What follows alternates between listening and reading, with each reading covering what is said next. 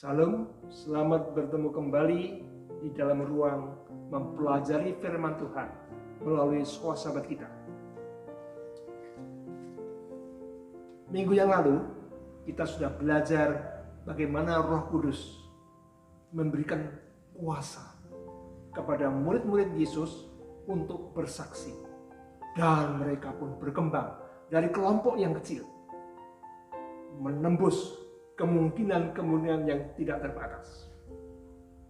Dan pada minggu ini kita belajar Allah memperlengkapi dengan karunia rohani. Kita sudah belajar kemarin-kemarin apa itu karunia rohani. Kalau saya definisikan karunia rohani adalah satu pemberian khusus dari Tuhan kepada seseorang yang akan digunakan untuk membangun jemaat. Satu karunia yang diberikan secara khusus kepada seseorang yang memampukan berbuat untuk kebangunan jemaat. Di dalam buku 1 Korintus 12 kita baca apa macamnya karunia rohani. Di sana dikatakan karunia untuk berkata-kata dengan hikmat, karunia untuk memberikan kata-kata pengetahuan, karunia memberikan iman, dan karunia menyembuhkan. Kepada yang lain diberikan kuasa untuk mengadakan karunia mujizat. Kepada yang lain diberikan karunia bernubuat untuk membedakan bermacam-macam roh. Dan karunia berbahasa roh, dan yang lain karunia untuk menafsirkan bahasa roh itu. Ada beberapa macam. Di dalam Roma juga dikatakan karunia melayani, karunia memimpin, karunia menasehati, menghibur, dan sebagainya. Pertanyaannya, apakah kita juga mempunyai karunia rohani?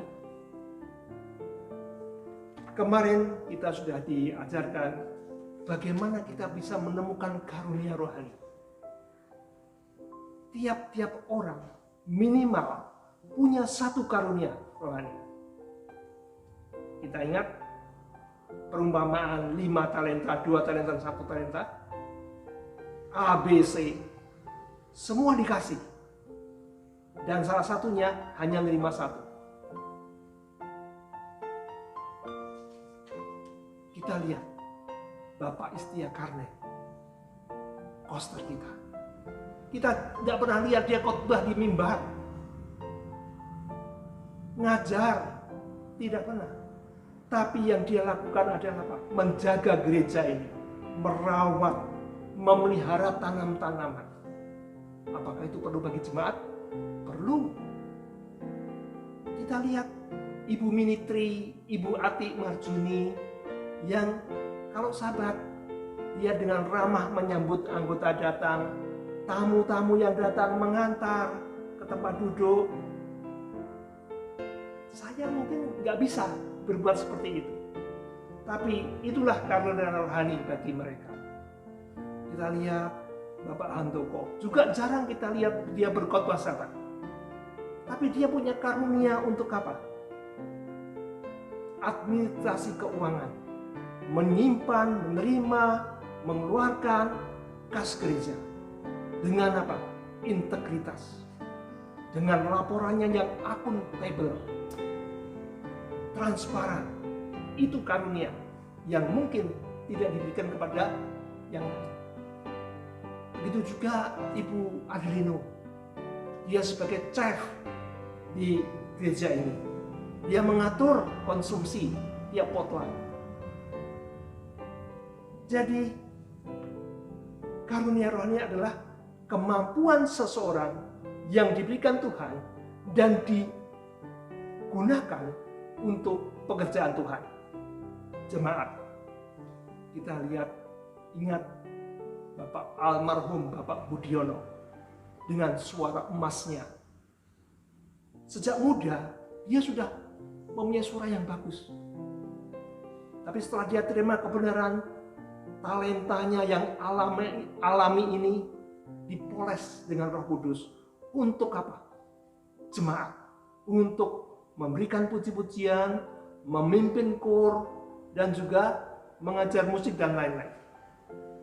Begitu juga kepada Ibu Deborah, Ibu Fenty, ya, Tania, yang kita lihat di Facebook, punya talenta, kemampuan untuk mengajar anak-anak kita. Luar biasa. Jadi, karunia rohani diberikan kepada semua orang. Paling tidak satu tiap orang mempunyai. Nah, karunia rohani ini bagaimana caranya kita bisa tahu?